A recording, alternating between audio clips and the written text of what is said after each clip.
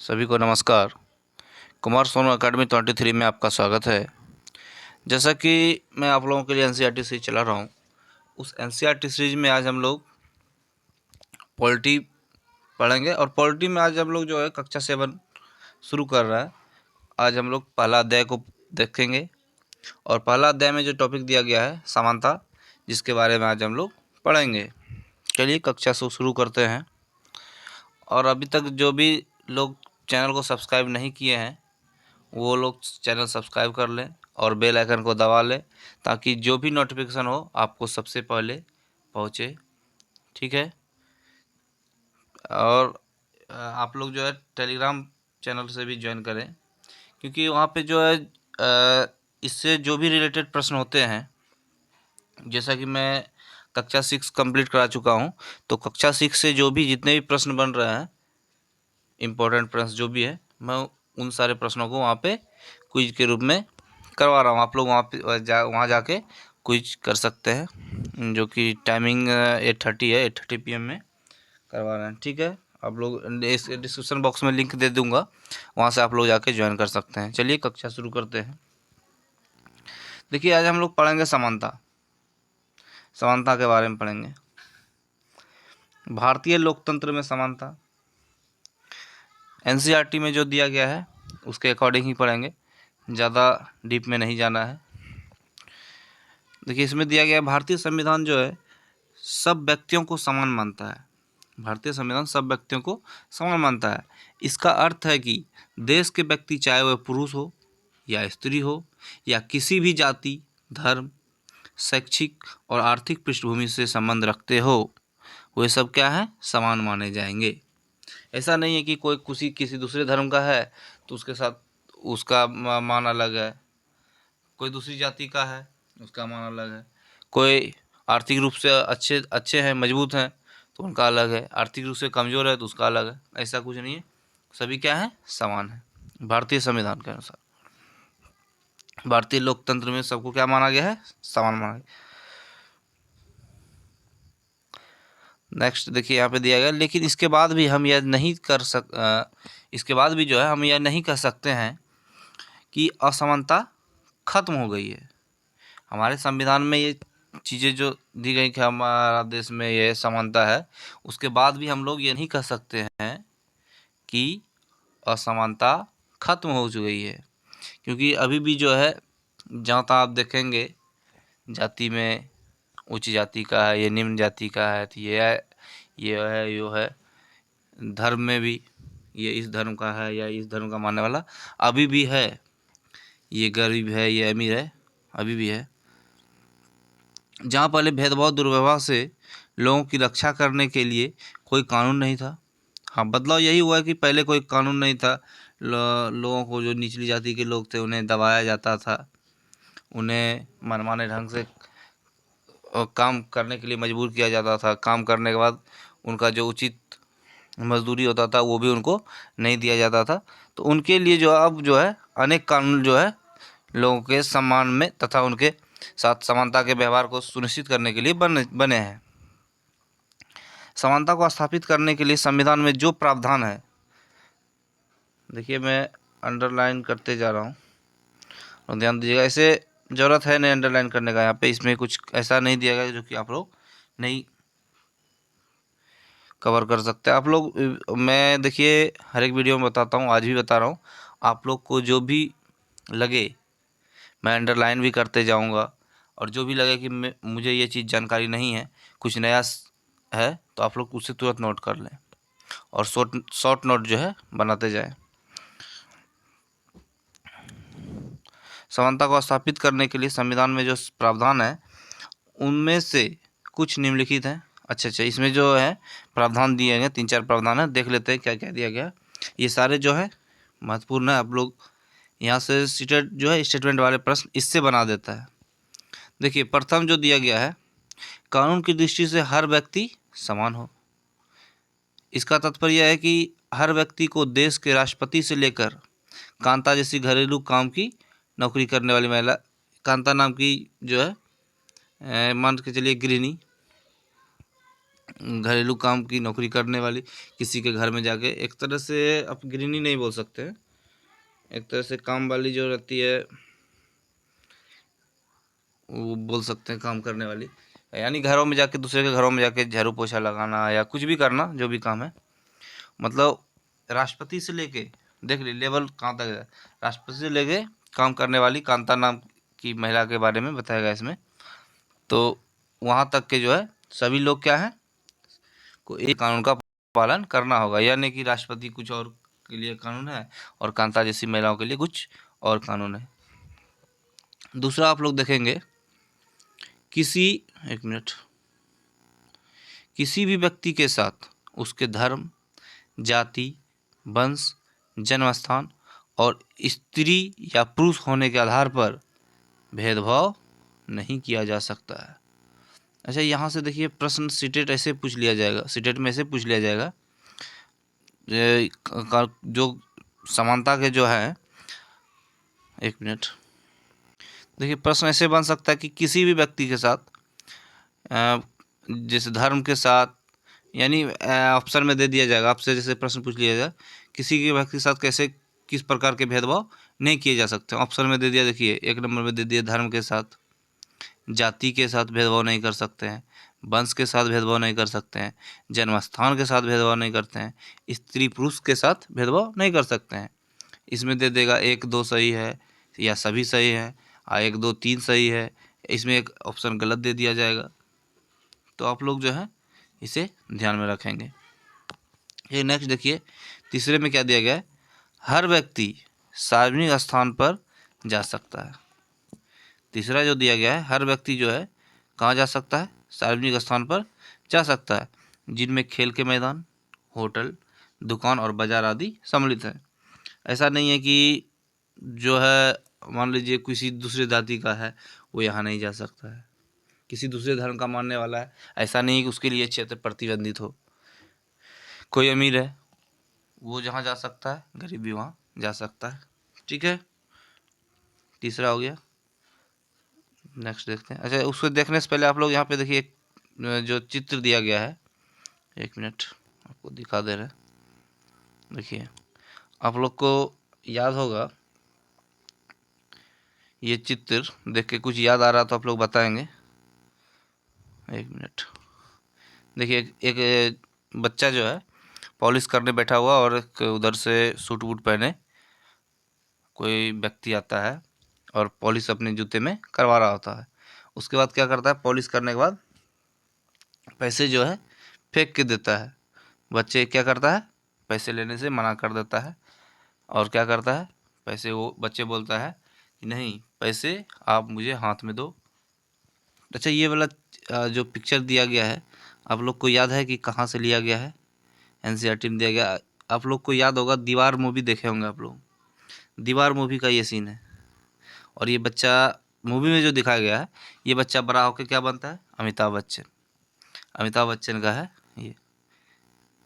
ठीक है, आप लोग देख सकते हैं यहाँ लिखा भी गया, 1975 में बनी दीवार फिल्म में जूते पॉलिश करने वाला एक लड़का फेंक कर दिए पैसे को उठाने से इनकार कर देता है। यह वह जो मानता है कि उसके पास उसके पास जो है उसके काम की भी गरिमा है और उसे उसका भुगतान आदर के साथ किया जाना चाहिए।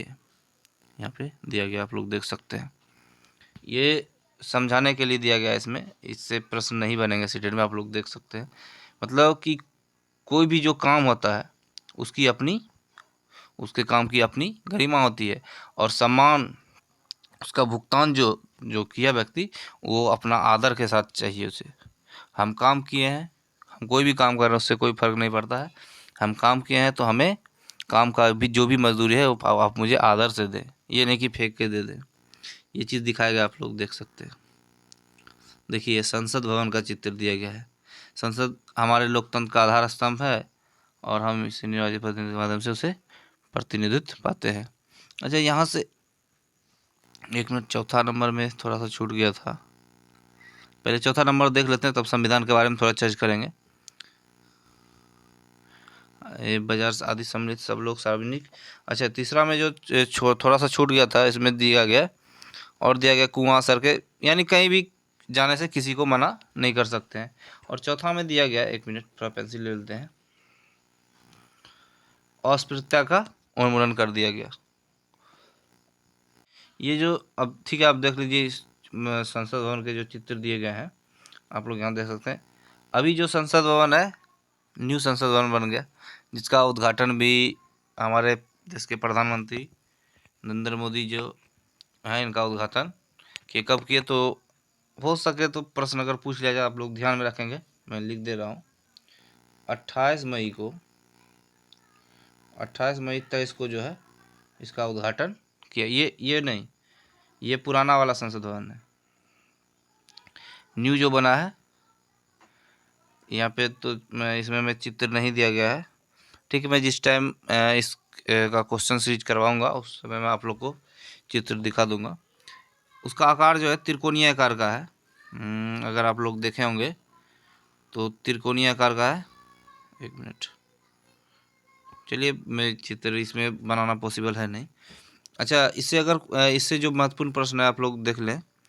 अच्छा, आपसे अगर पूछ लिया जाए तो आप उद्घाटन बता देंगे कि 28 मई, यहाँ देखिए 5, एक मिनट, 28/5/2023 या 28 मई 2023 को उद्घाटन हुआ, किसके द्वारा, तो नरेंद्र मोदी जी के द्वारा हुआ। अच्छा, इसका जो वास्तुकार था कौन थे, तो वास्तुकार जो थे कौन थे, बिमल पटेल। ये सब आप लोग थोड़ा ध्यान में रखेंगे, बिमल पटेल। नेक्स्ट में यहाँ से पूछ लिया जाएगा कि इसका जो निर्माण हुआ किस कंपनी के द्वारा कराया गया, तो टाटा के द्वारा। एक मिनट, यहाँ लिख दे रहे, टाटा के द्वारा जो है इसका भवन का निर्माण कराया गया। अच्छा, इसमें कुल सीट कितने हैं, ये सब प्रश्न पूछ लिए जाएंगे, आप लोग ध्यान में रखेंगे। 1272 सीट है। अच्छा, अगर सेपरेट वाइज सीट पूछ लिया जाता है आपसे कि लोकसभा में कितने सीट है, एक मिनट, लोकसभा में सीटों की संख्या जो है 888। इस बार जो है बिहार शिक्षक भर्ती जो हुआ था उसमें ये प्रश्न पूछ लिया गया था। देखिए, प्रश्न पूछा था वास्तुकार कौन थे। अब याद नहीं है कि महिला के शिफ्ट में था या लड़कों के शिफ्ट में, किसी एक के शिफ्ट में था। और दूसरा प्रश्न जो है दोनों के शिफ्ट में एक एक क्वेश्चन आया था। लोकसभा में सीटों की संख्या कितनी थी, तो 888। कुल सीटों की संख्या 1272। और राज्यसभा के सदस्यों के लिए सीटों की संख्या कितनी है, तो 304। उसमें जो सीटों की संख्या करने का मतलब उसमें इतनी सीट बनाए गए, इतने सॉरी माफ़ कीजिएगा, इतने सीटों की व्यवस्था की गई है। ठीक है, चलिए नेक्स्ट देखते हैं क्या दिया गया है। इसे मिटा देता हूँ, आप लोग चाहे तो नोट कर सकते हैं। हो सकता है सीटेड यहाँ से अगर प्रश्न बनाए तो आप लोग जवाब दे सकते हैं। ठीक है, उसके बाद देखिए यहाँ क्या दिया गया है। शासन ने संविधान द्वारा मान्य किए गए समानता के अधिकार को दो तरह से लागू किया है। पहला कानून के द्वारा और दूसरा सरकार की योजना एवं कार्यक्रमों द्वारा सुविधाहीन समाजों की मदद करके। भारत में ऐसे अनेक कानून हैं जो व्यक्तियों के समान व्यवहार प्राप्त करने के अधिकार की रक्षा करते हैं।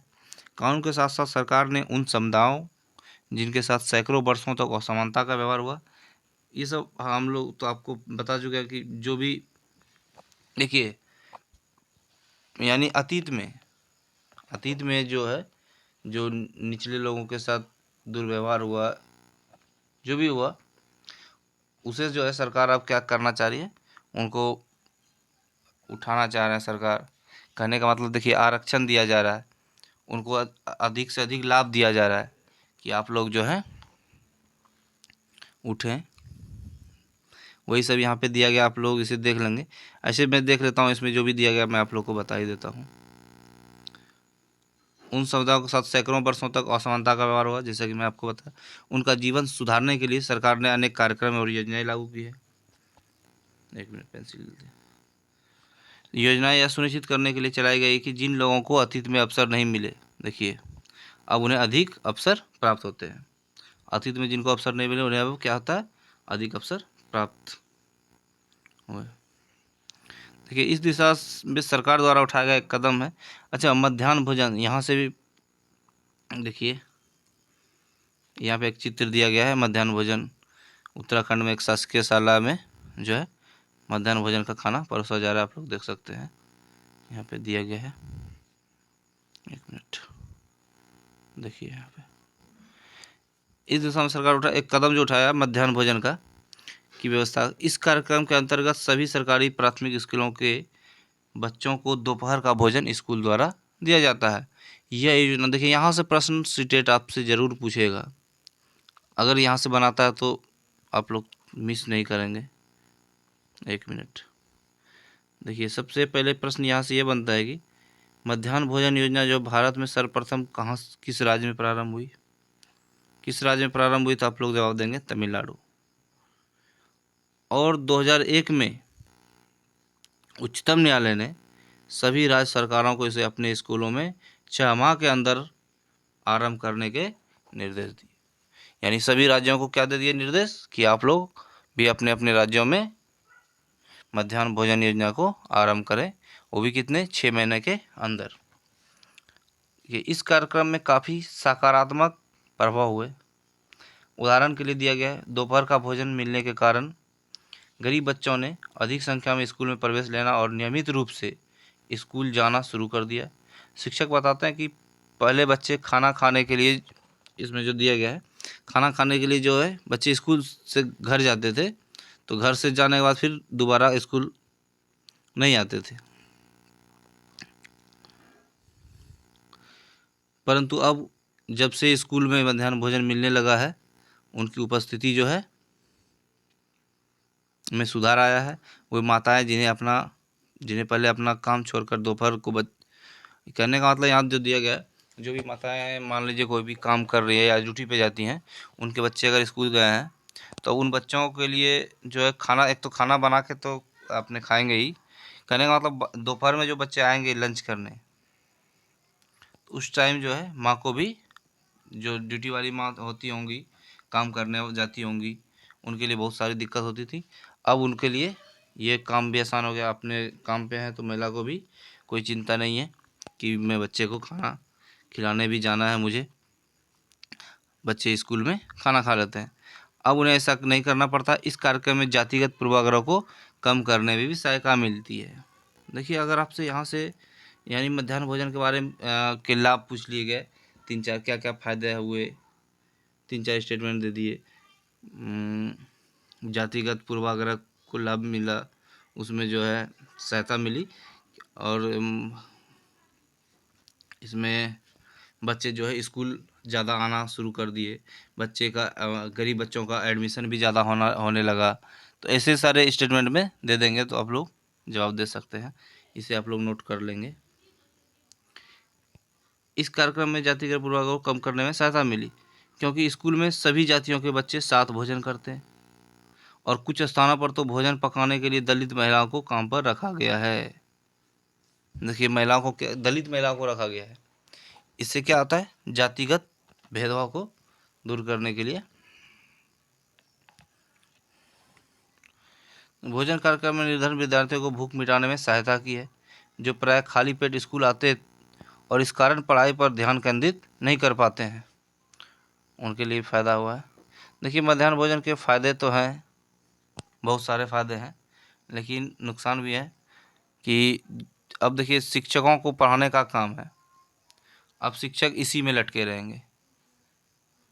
एक शिक्षक तो ज़रूर लटके रहेंगे, खाना, राशन, पानी। अब सुधार हो रहा है, अब इनके लिए वेंडर की व्यवस्था की गई है, राशन देने के लिए सभी के लिए। अब सुधार हो रहा है। अब कई जगह तो अब हो गया कि स्कूल में खाना ही नहीं बनेगा, बना बनाया खाना आ जाएगा, बच्चों की संख्या पूछा जाएगा शिक्षकों से, शिक्षक जवाब बताएंगे इतने बच्चे आए स्कूल में तो खाना उतना पैकेट आ जाएगा।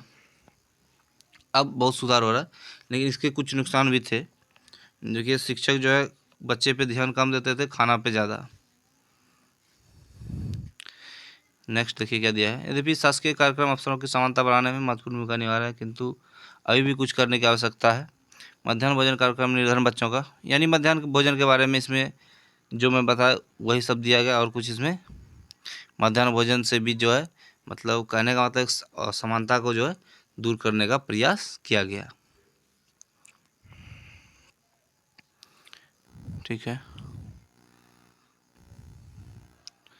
नहीं, देखिए अन्य लोकतंत्र में समानता के मुद्दे, यहाँ से देख लीजिए अगर कुछ प्रश्न बनता है तो, एक मिनट थोड़ा सा वेट कीजिएगा। हाँ, अन्य लोकतंत्र में समानता के मुद्दे, यहाँ से देख लीजिए अगर कुछ प्रश्न सीटेड यहाँ से बनाता है तो।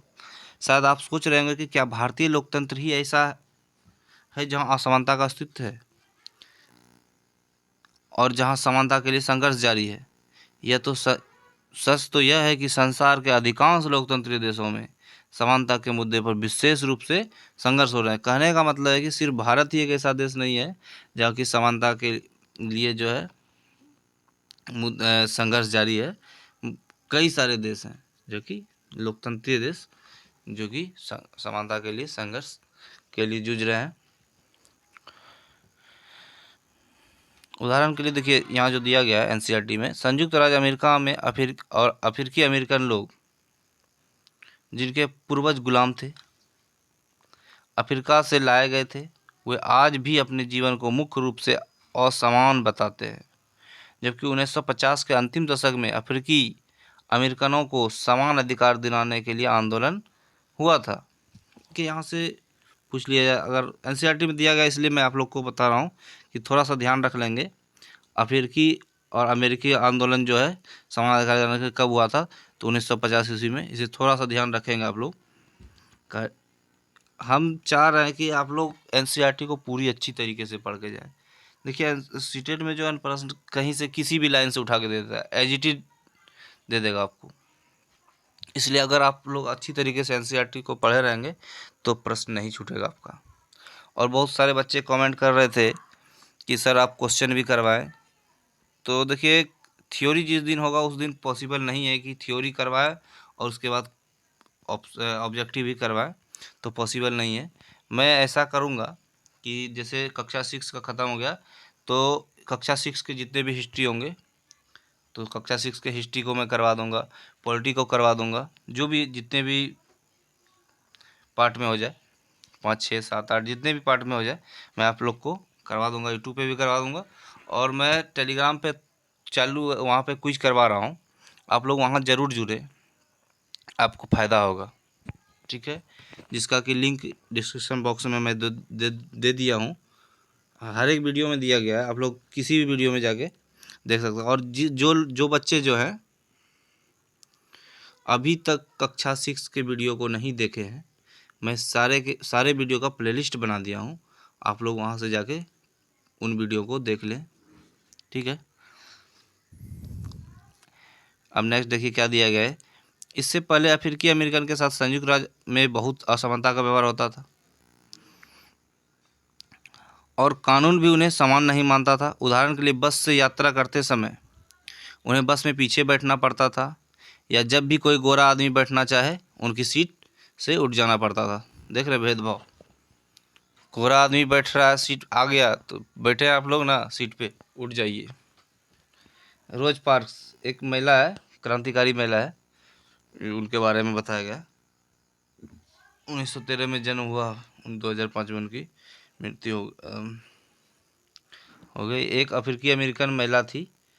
1 दिसंबर 1955 को दिन भर काम करके थक जाने के बाद बस में उन्होंने अपनी सीट एक गोरे व्यक्ति को देने से मना कर दिया।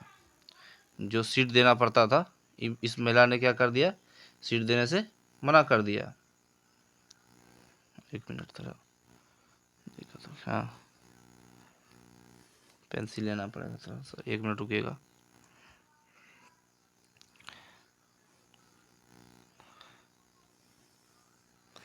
जब सीट देने के लिए मना कर दिया था, अफ्रीकी अमेरिकन जो थे, 1 मिनट, हाँ, के साथ असमानता को लेकर एक विशाल आंदोलन प्रारंभ हो गया। मना किया होगा तो जरूर सी बात है गोरे लोग जो है कुछ किए होंगे, और इसी में क्या हो गया, बात बढ़ते गया, विशाल आंदोलन हो गया। और इस आंदोलन को देखिए, इस आंदोलन का क्या नाम दिया गया, यहाँ से आप लोग जरूर इसे भी नोट कर लेंगे। इस आंदोलन को जो है नागरिक अधिकार आंदोलन, सिविल राइट मूवमेंट कहा है। इस आंदोलन का नाम क्या कहा है, सिविल राइट मूवमेंट।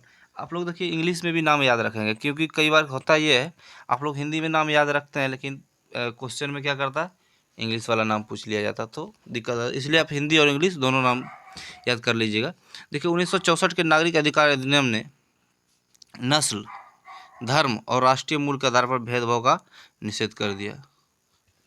1964 अधिनियम अगर पूछ लिया जाता तो आप लोग ये जवाब दे सकते हैं कि उसमें क्या क्या कर दिया गया। नस्ल, धर्म और राष्ट्रीय मूल के आधार से भेदभाव पर जो है पूरा निषेध कर दिया। सब स्कूल के दरवाजे खोले जाएंगे और उन्हें उन अलग स्कूलों में नहीं जाना पड़ेगा जो विशेष रूप से केवल उन्हीं के लिए खोले गए थे। इतना होने के बावजूद भी अधिकांश अफ्रीकी अमेरिकन गरीब हैं। अधिकतर अफ्रीकी अमेरिकन बच्चे केवल ऐसे सरकारी स्कूल में प्रवेश लेने की ही सामर्थ्य रखते हैं जहां कम सुविधाएं और कम योग्यता वाले शिक्षक हैं, जबकि गोरे विद्यार्थी निजी स्कूल में जाते हैं या उन क्षेत्रों में रहते हैं जहाँ के सरकारी स्कूल का स्तर निजी स्कूल जैसा होता है। कहने का मतलब गोरे लोग के बच्चे जो है क्या करते हैं, या तो निजी विद्यालय में, प्राइवेट विद्यालय में पढ़ते हैं, या तो उस सरकारी विद्यालय में पढ़ते हैं जिनमें की पढ़ाई अच्छी होती है, अच्छी शिक्षक होते हैं, प्राइवेट के जैसा साधन होता है। इन औरत देखिए उस महिला का पिक्चर दिया गया है, देख सकते हैं। देखिए अब क्या दिया गया इसमें, अच्छा इसमें एक चीज़ और दे दिया गया है, यानी संविधान के अनुच्छेद 15 के बारे में दे दिया गया है, तो आप लोग इसे थोड़ा सा देख लें। एक मिनट। धर्म, मूल वंश, जाति, लिंग या जन्म स्थान के आधार पर विभेद का प्रतिषेध। एक मिनट। एक नंबर में दिया गया, देखिए, राज्य किसी नागरिक के विरुद्ध केवल धर्म, मूल वंश, जाति, लिंग, जन्म स्थान या इनमें से किसी के आधार पर कोई विभेद नहीं करेगा। राज्य जो है अनुच्छेद 15 में दिया गया, राज्य किसी नागरिक के विरुद्ध धर्म, मूल वंश, जाति, लिंग, जन्म स्थान या उनमें से किसी के आधार पर कोई विभेद नहीं कर सकता है। ये ध्यान रखेंगे। अनुच्छेद 15 या कोई भी अनुच्छेद पूछ लिया जाता है। मैं ऐसा करूँगा किसी दिन जो है NCERT सीरीज ख़त्म होने के बाद मैं किसी दिन जो इम्पोर्टेंट अनुच्छेद रहेंगे उसको मैं करवा दूंगा। इसमें दिया गया 15, तो आप लोग 15 तो जरूर करके जाएंगे। देखिए दूसरा में दिया गया, कोई नागरिक केवल धर्म, मूल वंश, जाति, लिंग, स्थान या इनमें से किसी एक के आधार पर, देखिए इसमें दिया गया क में दिया गया है, दुकानों, सार्वजनिक भोजनालयों, होटलों और सार्वजनिक मनोरंजन के स्थान में प्रवेश या पूर्णतः या भगत राजनिधि से प्रेषित या साधारण जनता के प्रयोग के लिए समर्पित कुओं, तालाबों, स्नान घाटों। कहने का मतलब जो सार्वजनिक कुआं होगा, स्नान घाट होगा, सड़कों होगा और सार्वजनिक समागम का स्थानों का उपयोग के संबंध में किसी भी योग्यता आधारित निर्बंध का शर्त के अधीन नहीं होगा। मतलब किसी भी तरह का भेदभाव, मान के चलिए अनुच्छेद 15 में यही दिया गया है, किसी तरह का भेदभाव नहीं कर सकते। ठीक है, लोकतंत्र की चुनौती, यहाँ से ऐसा कुछ नहीं है। अभ्यास आ गया। चलिए आज की जो अध्याय है यहाँ पे कुछ दिए गए, संविधान क्या है, वयस्क मताधिकार क्या है। देखिए वयस्क मताधिकार है कि जो भी 18 वर्ष या 18 वर्ष से अधिक उम्र के लोग हैं, कोई भी जाति, कोई भी धर्म, गरीब अमीर कुछ भी हो, सबको क्या होता है, वोट देने का अधिकार हो जाता है। मताधिकार, गरिमा का तात्पर्य, इसका तात्पर्य आप अपने आप को और दूसरे व्यक्तियों के समान योग्य समझने से है। संविधान यह एक दस्तावेज है, तो बताने की बात नहीं है, ऐसा नहीं है कि आप लोग नहीं जानते होंगे। नागरिक अधिकार आंदोलन, एक आंदोलन जो संयुक्त राज्य अमेरिका में 1950 के दशक के अंत में प्रारंभ हुआ और जिसमें अफ्रीकी अमेरिकन, जो कि ये ऊपर दिया गया था, अफ्रीकी अमेरिकन लोगों ने नस्लगत भेदभाव को समाप्त करने का और समान अधिकार की मांग की थी। यही सब दिया गया है। जी देखिए दोस्तों, आज की कक्षा में तो बस यही सब दिया गया था।